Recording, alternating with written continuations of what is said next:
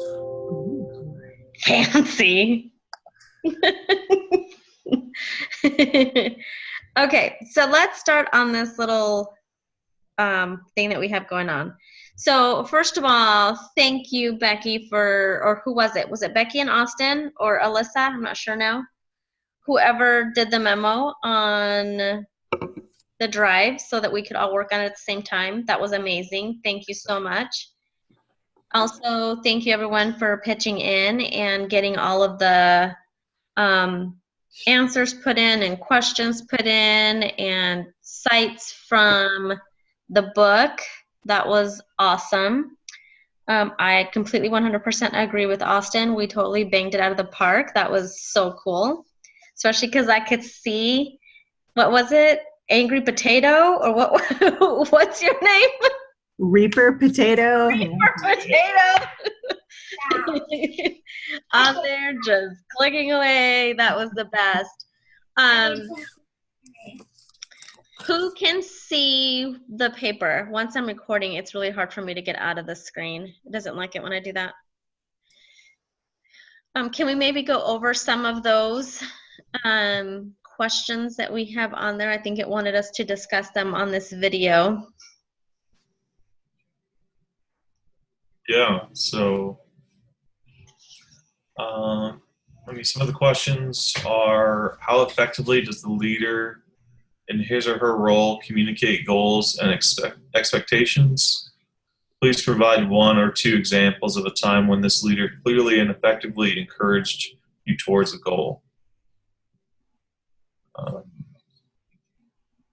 we going over the answers in here too, or? I think I answered part of it, and then I think it was you answered the other part of it, Austin, like the first part. Yeah. Just popped in an example. So you gave the definition. Do you want to go ahead and with that? Sure. So I put down, effective communication is imperative when it comes to leadership. A good leader must be able to clearly state their message to encourage or inspire their followers. This falls in line with Kouzes and Posner's Inspire a Shared Vision practice. This is especially true in regards to finding common purpose, in that leaders begin with the end in mind by imagining what might be possible. That quote was found on page 104. Once the leader has the end in mind, they must then share that vision in an effective and eloquent way. And then I think that's where you put an example. Do you want me to read that or not? Yeah, sorry, I can't switch screens since I'm recording. So basically what you put down was an example of such leadership style can be illustrated when I was helped in the transition into a higher way of thinking from simply feeling responsible for a function to be able to measure the results from your actions to show positive movement as a result. For me, this came in the way of being able to reduce total, which was over $9 million US dollars, by 3% per month for 3 consecutive months, and then 5.5% thereafter, month after month. My leader helped me to focus and take the proper steps to achieve my goals, and showed what could be possible, and helped me imagine where I could get to if I heeded his advice. Okay, does someone else want to take another question?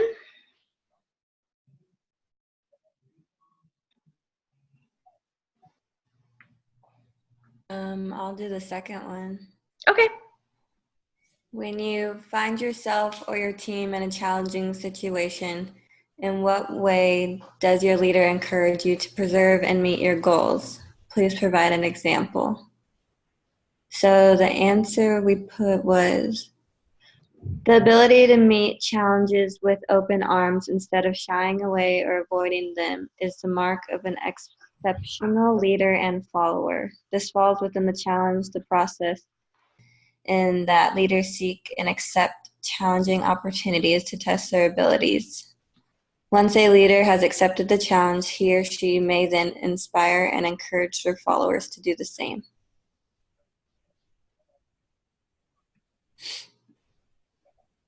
And I think that kind of goes along with the first piece, right? They have to share their vision so that they can encourage others to follow. And you can't be a leader if there's no one there to follow you. So you're just a person instead of being a leader of any sort. So that's a vital piece. Becky, do you want to grab one of those questions? You're on mute, doll. We can't hear you.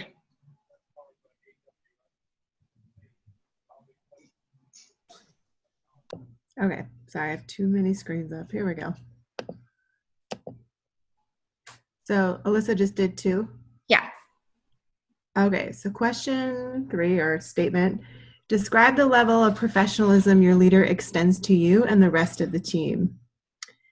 And someone put, an effective leader understands that mutual respect is what sustains extraordinary or group efforts. Without his mutual respect, is that the leader? Is that who you mean? Yeah, I didn't mean to put his, so that's my bad. Okay. Well, we have the thing open so we can correct those as we go along too. Yeah. Perfect. So I put without his or her mutual respect, or I could put without the leader. Wait. Without their respect, mutual respect, less will get done within the group, even if the team is comprised of hardworking, self-motivated individuals. Less will be accomplished if the leaders of the team do not extend a high level of mutual respect. Perfect. So I was trying to, because I was looking at my ones that I answered, and did we have to say which of the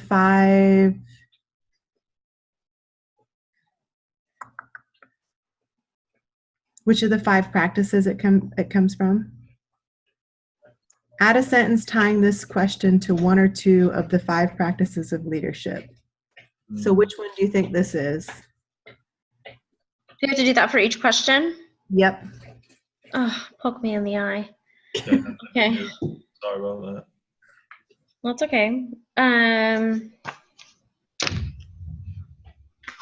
Do we have a list in the book that we can easily look at?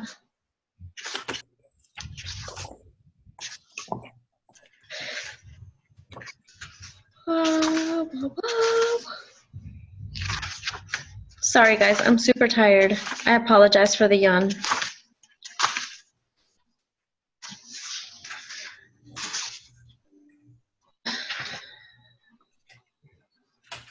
Oh my gosh, what's wrong with this book?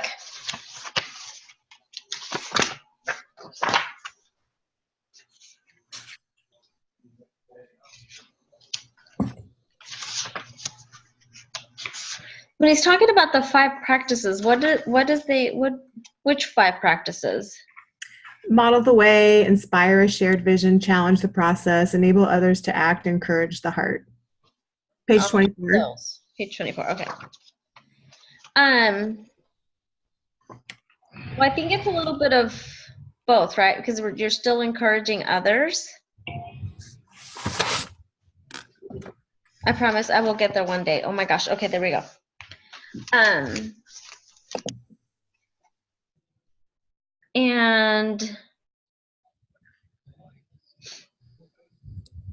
enable others to act, would you say?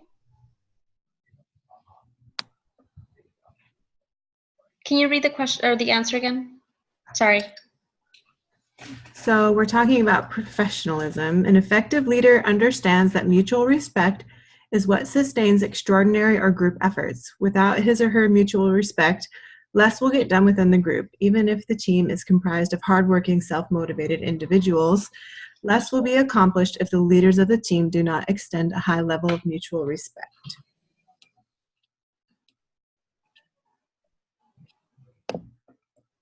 So I would say definitely model the way, because if the leader isn't professional, then the rest of the team isn't going to be either. He is going to show them and give them the expectations that need to be followed.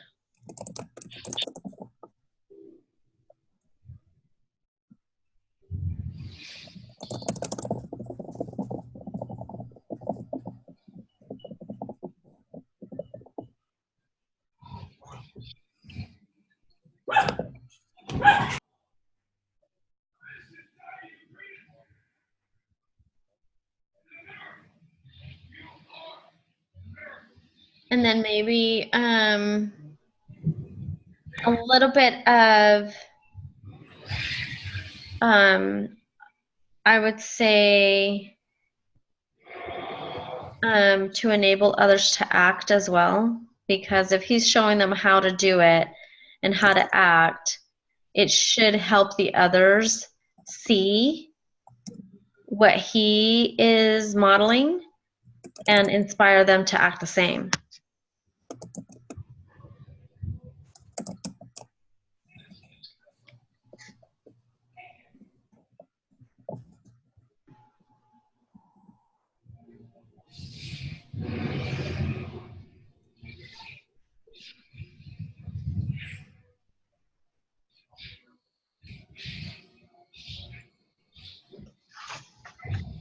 We didn't do that on the first one, though, on the first question. Right? Or the second. This is technically the third question. Oh, okay. No, you put it on question 1. You talk about inspire a shared vision. That's one of the. Oh, that's true. That's one of them. And number 2 says challenge the process. That's one of them. Okay. Oh, I guess I did some of them. I don't remember doing it. Austin needs a nap. Man. Okay, what's number 3? So we just finished 3. 3's one that we just did, yeah. So I put model the way and enable others to act. Okay, so hold on. Dang it. Hold on, guys. Sorry. I tried to switch and it yelled at me again. I was trying to read number 4 and it tells me that I need to stay on the screen. There's a pop-up that comes up. That's fine. Number 4, how does your leader challenge you to find new or better ways of meeting your goals? Please provide an example. So the answer that we put was by exploring new or alternative ways of accomplishing a task or goal, especially when faced with a challenging problem, can cultivate innovation and lead to better ways of conducting business or meeting a goal. It is important that leaders actively seek ways to make things better, to grow, innovate, and improve. So that was kind of the explanation, but we haven't really put an example yet. So I think that definitely goes to inspire a shared vision, would you say?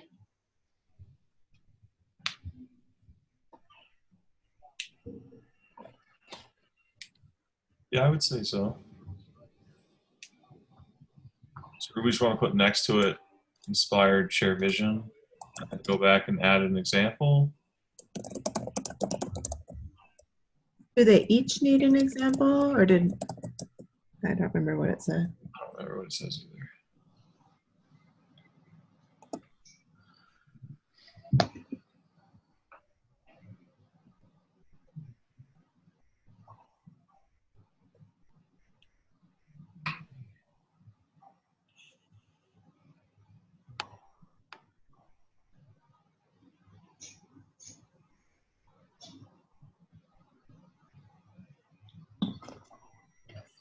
Okay. What is the next one? Sorry, guys, I'm taking notes as we go too. So on number 4, I need to go back and add an example, right? Yeah, do you want me to just put like a little side note here that we said it was for what? That's fine. I wrote it down. Okay.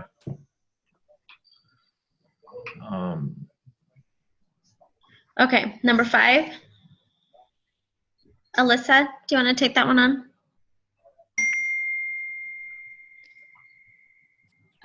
When you or a coworker are faced with a dilemma, family emergencies, illness, or just a bad day, in what ways does your leader help alleviate these issues? If possible, please provide a personal example. Someone answered, many times these scenarios can be perceived as a hurdle which must be overcome. A leader will help you to not only acknowledge these, but give some possible actions that can be taken to overcome them. In the case of personal issues, a leader has the ability to help by giving someone reassurance and help them feel secure about their job status through the lead. Empathy is a very important quality in a leader. However, a leader must also understand that people are social animals hardwired to connect with others. Another way a leader can help is by ensuring that the morale of the workplace stays positive and in a good, productive standing.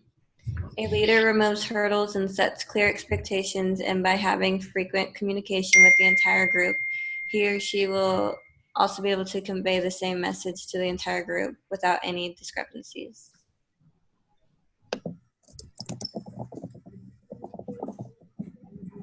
Does it say which one of the challenges it's actually linked to? The 5 practices? Mm-mm.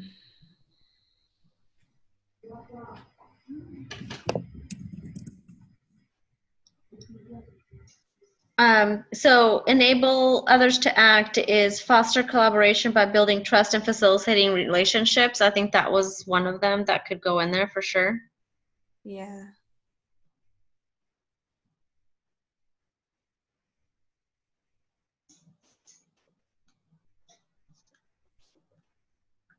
Okay, number 6. I'm just going to interject here real quick. Yeah. I just read the instructions again. Uh-huh. It doesn't say that we necessarily need to have an example for each one. I think just like occasionally. It's more, it wants at least a sentence or two saying which leadership, which of the 5 leadership practices, and explaining why we have this opinion. So I think that's really going to be what's more important than including any examples. Why we have this opinion? Mm-hmm. So I looked on here really diligently to see if it said like put an example in each one, and it doesn't. Okay. And we can do that later, like as we finish this. I just want to make sure that. So we just basically have to tie what the question is to one of the 5 practices and then kind of define it. Like they gave an example. It's like question A, this question measures blah, blah, blah, blah. In our company, we need people who blah, blah, blah. Of the 5 practices, this question fits both enable others to act and encourage the heart because da, da, da, da. However, it is more closely attuned to enable others to act because da, da, da, da, da, da. Okay. So number 5, we need to put enable others. Number 4, we don't necessarily need to add an example, but it might be inspire the way. Okay, number 6.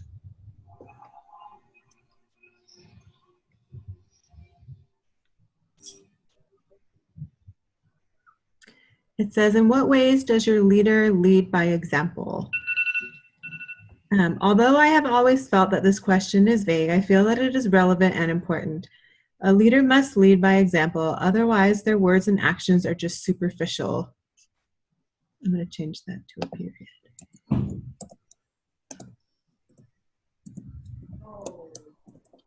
A leader must put into action what they say and others stand for and be an example for others to follow. They must DYSYWD. I think we need to explain that because I don't even remember what that is. Do what you say, what? Do what you say you're gonna do? Something like that? I think that's what it was. It was like, do what you say you would do. Yeah, there you go. Okay, when a leader is not willing to do these things, then their words and actions will be significantly weaker and not as effective when leading their followers. So I definitely think this one is leading by example, or model the way. Example. And that's number 6, right? This is 6, yes. Okay. And okay, so then we just need to go back and tie it to model the way and define do what you say you're gonna do or whatever that is. Okay. And number 7? Number 7, how comfortable are you in bringing up professional or personal issues with your leader? Please describe 1 or 2 instances in which you have brought up issues to your leader and how he or she responded. The answer we put was creating a trusting environment for your team members to work and thrive in allows people to freely contribute and innovate with an open exchange of ideas and a truthful discussion of issues. One of the responsibilities of a leader is to give the employees the ability to explore solutions to a problem and or encourage initiative wherever possible. Innovation is always, and that's where it left off. Oh, I think that was me. Sorry. Then I had to stop and start the meeting. Okay, so I'll finish that.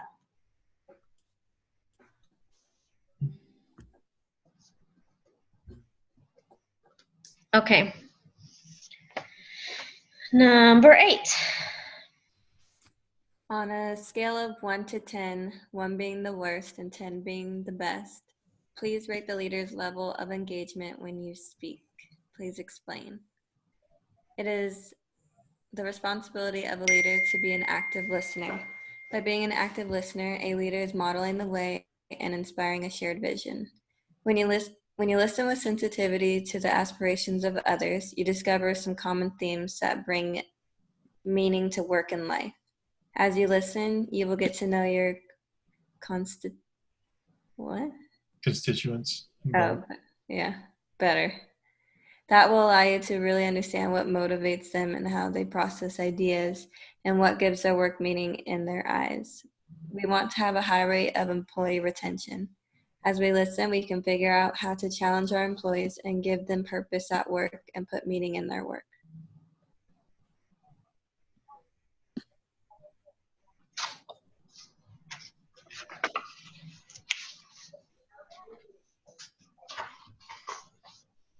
And so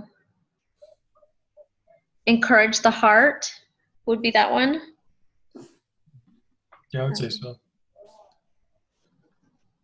Someone also put in here model the way and inspiring a shared vision. Okay. So I did that one, and I just thought, when you're listening, like when you're really actively listening, I viewed it as like see, I don't know, like some of these I get like super confused about, but I put modeling the way just because I was like, oh, well, if they're showing how to be a really active listener, like hopefully they would be as well. I don't know. Yeah. And then when you're actively listening and you're helping them find this purpose, it's all going to tie into the vision, like that's why you're helping them find this deeper meaning. But if Yeah, we don't like that, we can totally do something else. No, it makes sense. I agree with it. Yeah, no, let's do it for sure. Okay. Number 9.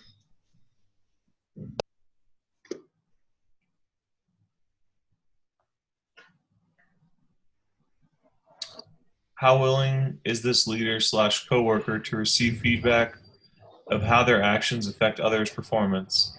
Not willing, somewhat willing, very willing. Please explain.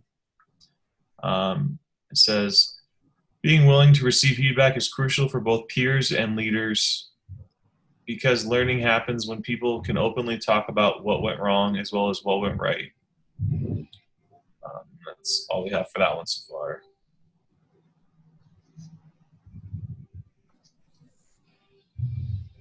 So we need to add content to number 9. Yeah. Okay. And we need to attach. I guess, I don't know which one that would fall under, I guess. I don't have them open in front of me, but I guess being open and willing to receive feedback, what would that fall under?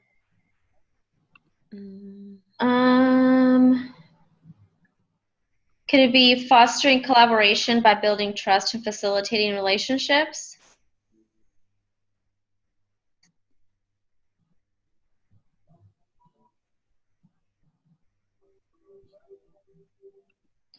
Or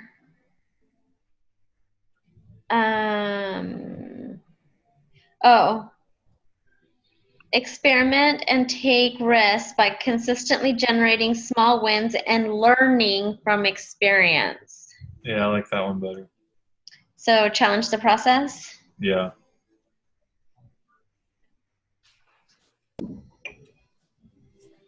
Okay. Number 10.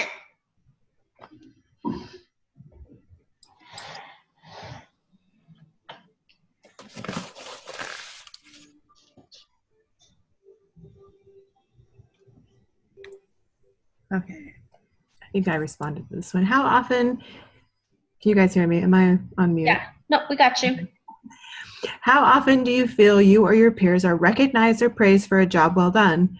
Very often, sometimes, or not at all. I said, please give an example of a time you or one of your peers was recognized or praised.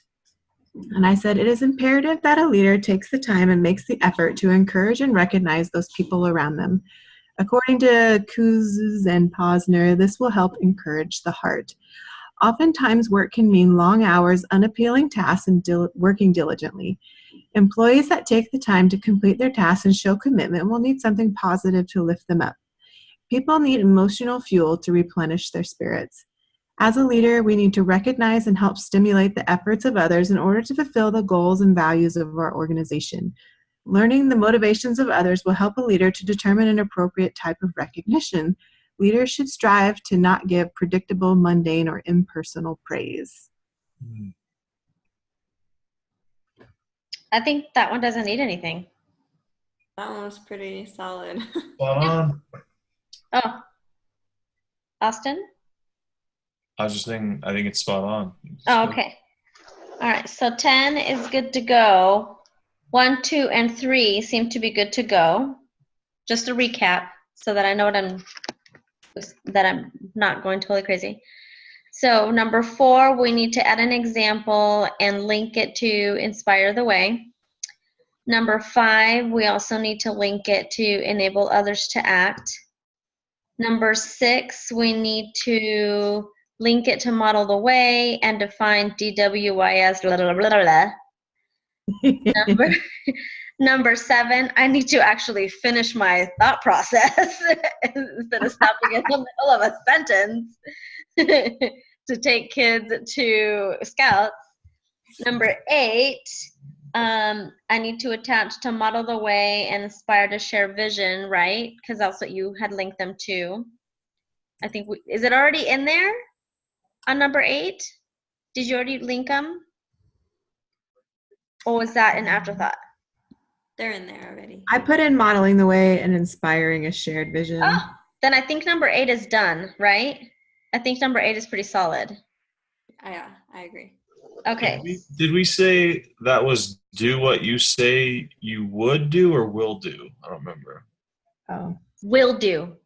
Because it was about keeping your promises and making sure that they trusted you, and so you do what you say you will do. Okay, got it fixed. Oh, and then did you link it to Model the Way? I added in like a sentence at the end, but it only needs one more thing in there. I don't know. My practice Model the Way when a leader leads by example. I mean, it's there. Okay, so we're gonna call it finished. Number 9 then is we need to add more content and attach to challenge the process. And I think those are the only 4 things we have left to do. And then as soon as I'm done with this, I will send out the link because we still need to add the last paragraph attached to this, right? About our meeting. Did it say we needed to add a short, brief summary about our meeting or no? Or am I thinking crazy? Separate. Huh? I think it's separate. Oh, is it separate? I think so. Let me look. And we still have to spend 30 minutes talking about that rite of passage stuff too. Yeah. Okay. Yeah, this was just the memo stuff. And then Yeah, so this is just the memo, right. So I just want to make sure we get everything that we need to on the memo.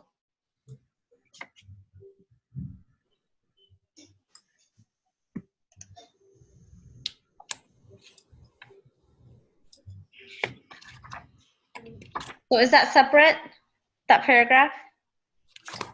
So it says, we're trying a different kind of co-mentoring assignment this module. I'm asking you to complete 2 different projects, a business memo and a rites of passage discussion, and this means you need to plan ahead. You will need to use the Mod 4 Rites of Passage resource page within this module in order to complete this work. First, you'll need to decide on which word doing this. 30 minutes of your meeting will be used to discuss rites of passage, and 30 minutes of your meeting wrap up your work on the business memo. It says, first, make sure every member of your team works through the 4.2a challenge at least once in order to gain experience with the best kinds of 360-degree questions. For a bit of optional inspiration for your team and for yourself, I recommend reading through the various pivoting questions in the module, as well as the questions for further thought. It says you don't have to actively discuss them all, but please prep your out-of-box mindset for reading them.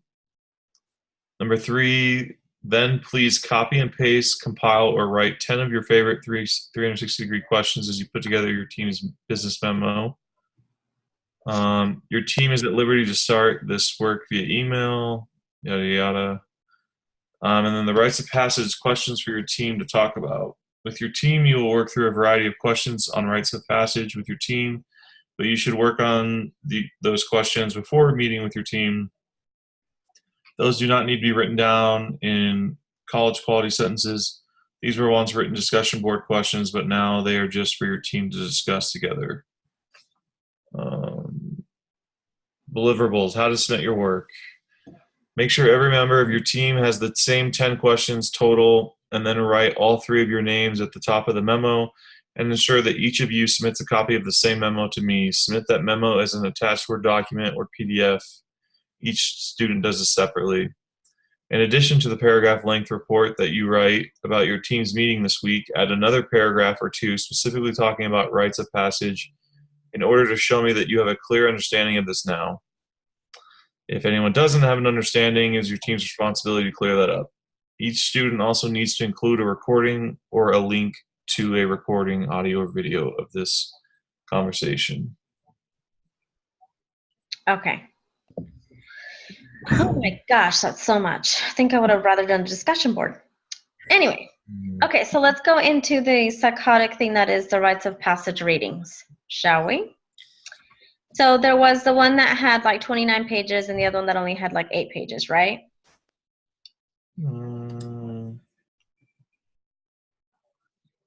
There was one that was shorter than the other. There was the first link, and then there was a second link. Yeah, I mean, one of them's like 9, and the other one's like 5, but yeah. Well, yeah, I think, but the other one was like, had page numbers that went to like 29. Yeah, it does. Yeah. Okay, so which one do we want to start with?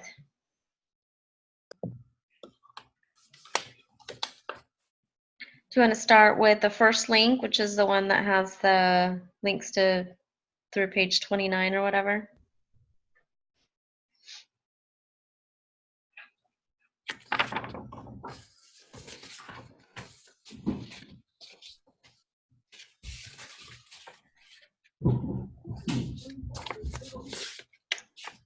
Wasn't there questions? Yeah, there is questions. I'm trying to remember where they are.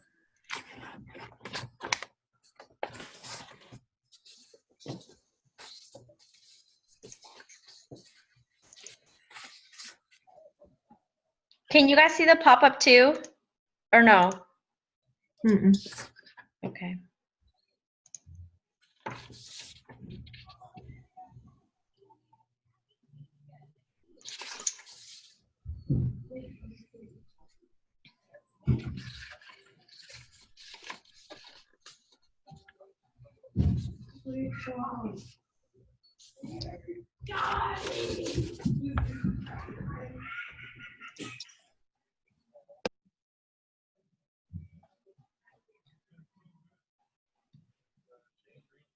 Okay.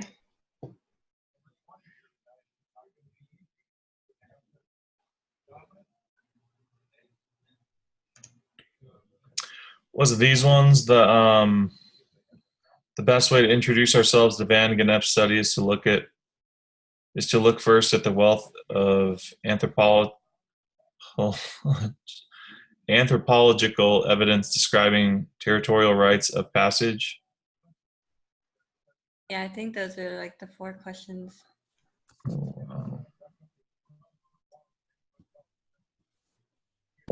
Where did you see those questions? At the bottom of, so just in the general area of chapter 4, where he's got all the assignments, it says mod 4 rites of passage resource page. This was originally supposed to be a discussion board assignment, but then he changed it to try and give us less work. And so essentially the 4 questions at the very bottom of the 3 videos he has posted are the ones that we're supposed to go over in this meeting.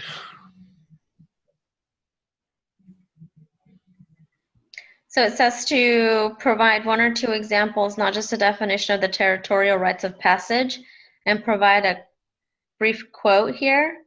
Choose a page from somewhere deep inside the book, not an introductory page.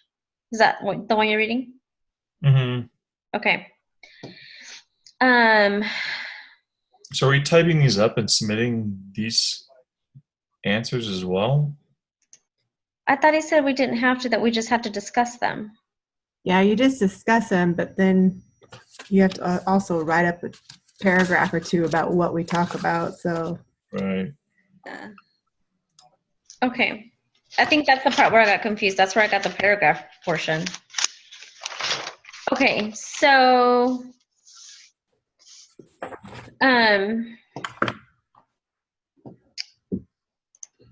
on the first one, the one that is the 5 pages one, Mm-hmm. I thought it was interesting how it talked about how, to me, this particular one seemed more about a person going through the stages versus like a civilization or a group or something like that.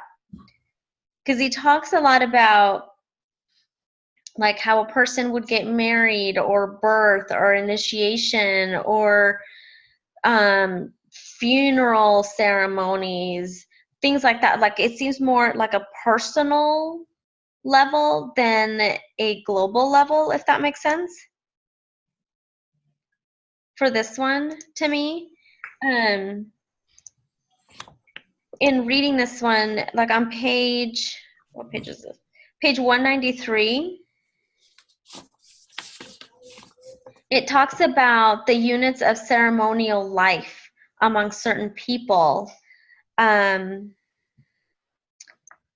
Sometimes differs from those who have prevalent in our own and most other societies and those around which chapters in this book have been organized. So it talks about more like a ceremonial life than like anything else. Where I feel like the other one talks more about societies, the things that people go through as a whole, or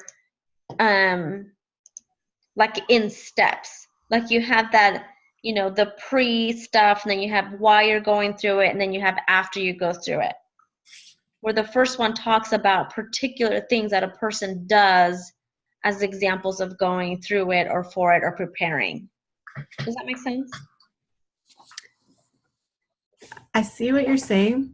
Mm-hmm. So if he's talking about territorial rites of passage, how would you, I didn't really think of that 5-page one as being territorial at all. Okay. Like I saw it as more of the ones, you know, where like the natural barriers or even when they talk about a home, how it has like territorial rites of passage going through the front door or things like that. Mm-hmm. So I didn't really see how that one was like territorial. Did you? But I'm also not very symbolic. Are you talking about it in some other kind of way, or? So, like, I think like your home is your territory, right? Right. But it's not the territory of like an entire society. It's your own. That's your own territory. I think to me, that's the way that I looked at it.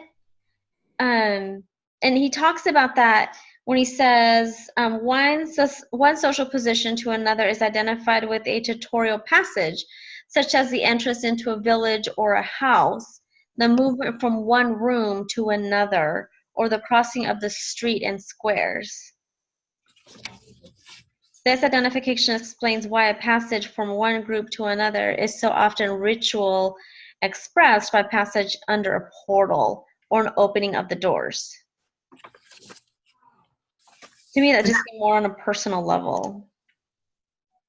The home versus like a river being right. So like a house is like a smaller place. A door is a smaller place, and it's more territorial than like going through the Arc de Triomphe and coming back from Rome.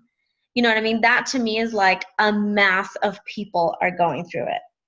Mm-hmm. And anyone can go through that, where not everyone can come through my home. And not everyone's going to have the same burial as I am. That's a passage like that you're going to have to go through.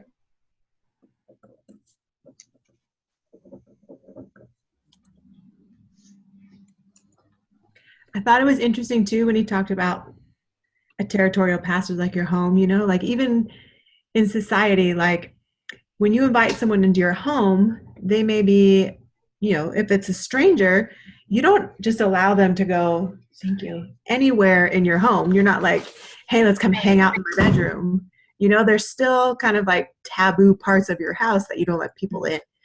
And I kind of thought about that when they were talking about, you know, the larger territories, like coming into a different country or something like that, that there were certain kind of places that you weren't allowed, you know? Yeah, and I think that goes back to what I was trying to convey was this one seemed a lot more personal. Right here, and it's like you can... Sorry. You can pull the color through and then take it down a little bit and like kind of... I don't know why I did that. Sorry. So that's why I was thinking that was the differences between the two.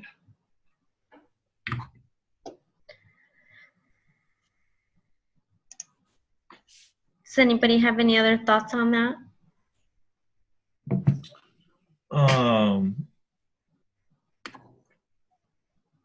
Yeah, I had to read these, I think, like several times to try and understand some of it. Some of it was interesting. I thought that it was kind of interesting that some people, I had no idea they did this, but like when they're walking in and out of a door, you know, some of them reach up and touch a certain spot on the door if there's like a cross or something. They only go in through like one door. If it's like animals or different things, it's supposed to go in through like a window or like a side, you know, slot or something.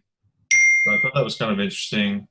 Or corpses go out the window. I was like, yeah, I was like, what? It was very interesting. I've never like read anything like this or really been introduced to anything like this. It was pretty interesting to think of, like, to a lot of people or other countries, like that is just the way they're taught, and like that is their rite of passage. Mm-hmm. For me, like, you know, going in and out the back sliding glass door or the garage door, like the garage door is more like my front door for me. Like our front door never gets used. Like, I don't know, it's just weird to think about, like that they only go in and out of their front door. But if you were inviting like your neighbors you didn't know very well, would you have them go in the front door? Yeah, no, absolutely. Yeah, I mean that. So I guess that kind of makes sense, but I don't know. It's definitely interesting for sure. It's a very interesting concept, and the way that they think of rites as being rituals in every aspect. Like everything has to have a meaning, has to have a reason, and has to have a way of doing it. I think that was very interesting to look at. And that kind of segues into number 2, which talks about the preliminal, liminal, and post-liminal ways of doing things. I just hurt myself trying to say all those 3, so whatever, however that's supposed to be said. So right when I was getting ready, when I'm like in the middle of it, and the other ones, once you get reaggregated into your new norm. And I think we've all been through that piece. Like, for me, the most recent thing that I can think of was like going from being married to being divorced to accepting my new norm as like a single mom, right? So like that was a new thing, and it had to be done in steps. So that was a little bit ritualistic in the way that it had to be done. And for Austin, it would be the complete opposite. Right. From going single to, Yep. to dating, to Yep. getting engaged, to being married, and accepting that as your new norm. So it's but you still have to go through those rituals like they were saying. Absolutely. Yeah.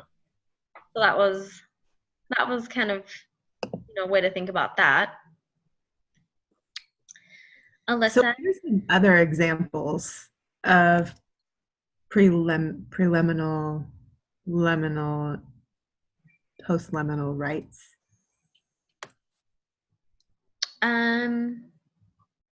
The Does only it other talk about like purifications and stuff? Or am I looking at the wrong one? So the preliminal is always the preparatory time. Oh, right. Get Yeah, ready. yeah. And then the liminal is when you're in the midst of the action. Whether you are ready or not, you're going through it. Like, you're in it to win it kind of a thing. And then the post-liminal is when you're finally done with the ritual and now you have to re-aggregate yourself to the new norm. I would say like going to school would be very symbolic of that too. Like before you have to get ready to go to school, you have to sign up, you have to make sure you have the funds, you have to figure out what you want to do for school, and then you start going to your classes and you're in it to win it. And then you finally graduate and you're done for, either your bachelor's or your master's or doctorate or whatever you want to go and do. And that would be your post-liminal. Then you just have student loans to pay off. There was like a cool example online that I found for the preliminal where they use the army as an example of like cutting your hair when you first join. Like I thought that was kind of cool. They called it like cutting away the former self, and put that in the preliminal. That's cool. Yeah, I don't know if that was in the book though. Okay. That's good. That's good. So then what's the post-liminal? You get to grow your hair back out? Then I guess the post-liminal would be like you get discharged, honorably discharged. That's what I'm assuming. And you get to retire at age like 40 if you enter like right out of high school. You serve 20 years and you're done. And you're probably really messed up in the head. Yeah. I didn't say you were done well. I just said you were done. I didn't say you weren't going to need a little bit of assistance. Okay. What was the next question? Nothing specifically about a non-territorial rites of passage. Example, rites that do not involve physical transgression or movement over an actual border.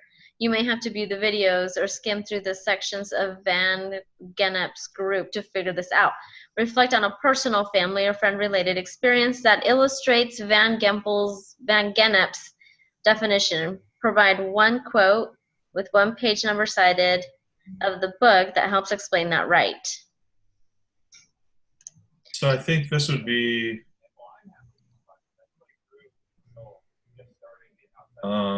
I guess more of like maybe being purified or baptized or something like that. Like you're not necessarily crossing a physical border, but you're crossing over, into some kind of religious crossing. It's almost more like a spiritual border Yeah, instead of a physical. you're purifying, cleansing all your sins. You're giving yourself to, whatever belief. And then obviously it's a rite of passage, so you're going through that. And then being able to live life with that commitment or that conviction to that belief going forward after that. Yeah, Right. definitely. Yep.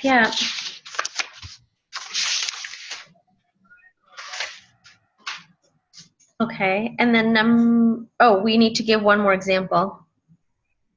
What about like when kids, I have a bunch of teenagers, so like when kids go through like puberty, it's like a physical rite of passage. That's how they become a man or a woman or whatever. Yeah, you're not necessarily crossing a physical border. That one would work for sure. Yeah.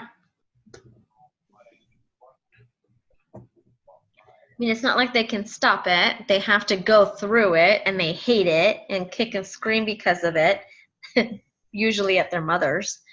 But once they get on the other side, then they turn out great, like Austin. And they're not mad at the world, hopefully. Unless they go into the Army or Navy or something like that, then we're done.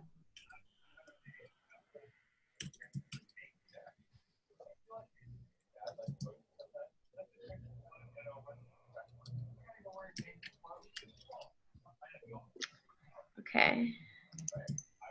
Number 4 is consider this. Because you have been studying the rites of passage, you are now privy to secrets of the social world, secrets that many of our colleagues remain ignorant of. But these secrets will be of little use unless you put them into practice. How could a professional rite of passage, something at work, have been improved? Or how could you improve on work experiences by using this knowledge of rites of passage? All right, can I just say that when we had to read this and I did all the reading and took the quiz, I was like, how in the hell does this relate to what we are doing? I was so confused. Mm-hmm. So I feel like this question is finally tying it back in. Did anyone else feel that way? Well, but I felt that way about Blue Planet. Yeah. Very true. I was just like, how is the sex orgy ordeal here having to do with leadership? Like, unless I'm upholding a brothel, this isn't going to work out for me. So I guess this goes back to about the same thing. We need to somehow be able to grow involuntarily sometimes, and going from, like maybe being like one of the front customer service people or receptionists or whatever, to then going up in rank to become managers or leads or directors or whatnot. And then once you get to that role, it was yucky having to go through that, but it was a good learning experience for you, and you learned to grow from it.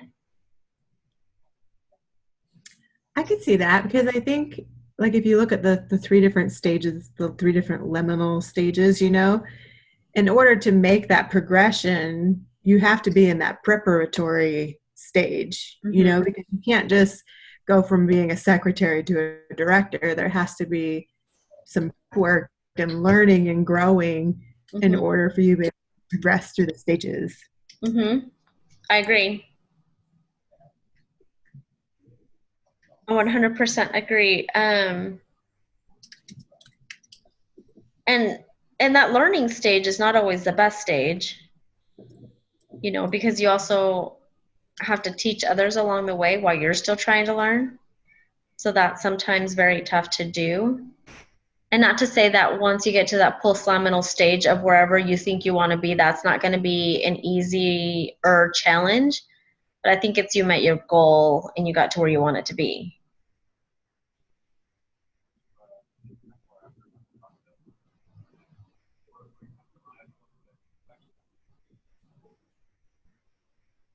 Yeah, it almost seems like you would be almost like kind of going between the stages, like the first two stages a bunch in order to get to where you eventually want to be. Yeah, I definitely agree. And you have to learn incrementally to be able to gain the knowledge you need to get to a higher degree, right? Like you have to know those answers because you're going to be given direction to others. And if you don't know some of the answers to help you get all of the answers you need, then you're still obviously in the middle stage.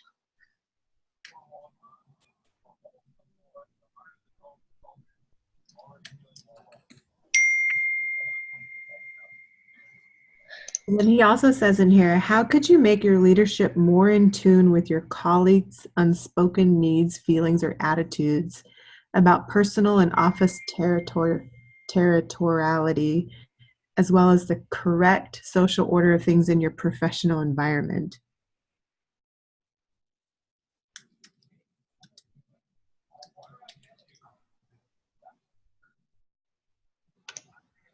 I think that's a very specific question, but I think if you went through the stages and you're doing what they are currently doing and you have done that, you know what their pains are, if that makes sense.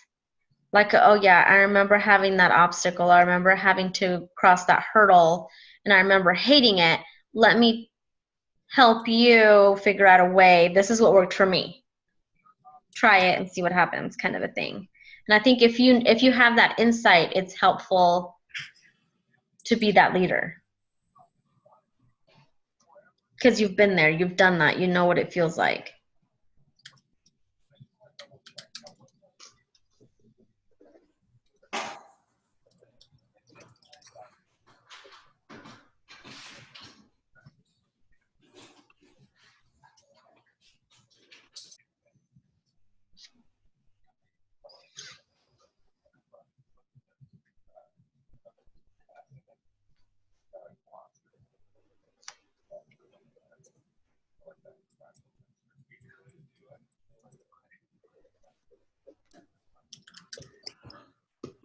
Okay.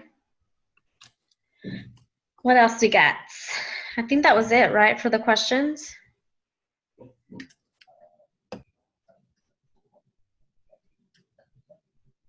And we've been on for a little bit over an hour, but I think the recording is an hour right now, I think.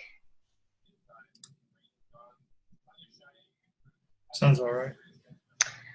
All right, guys, so I'll go back into that Google document while this is uploading, finish what I can in that, and then I'll start writing the other pieces that I need and go from there. Sound good? Sounds good. Sounds like, just to be clear, we each have to submit The same piece of paper. this Google Doc, all 10 questions and answers. We have to discuss like a paragraph or two of us going over the rites of passage and then just our normal, how we think the conversation went. Yep, that's what I got. Okay.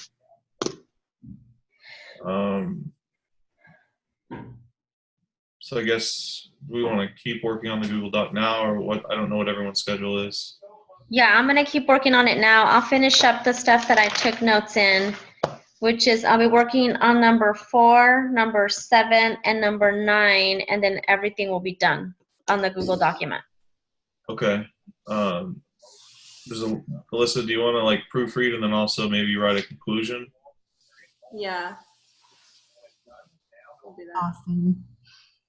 Okay, cool. And then I'll send you guys the link of this recording as soon as it's done and uploaded. Perfect. Perfect. Thank you. Sure thing. Have a good night. You guys too. Bye. Bye. Bye.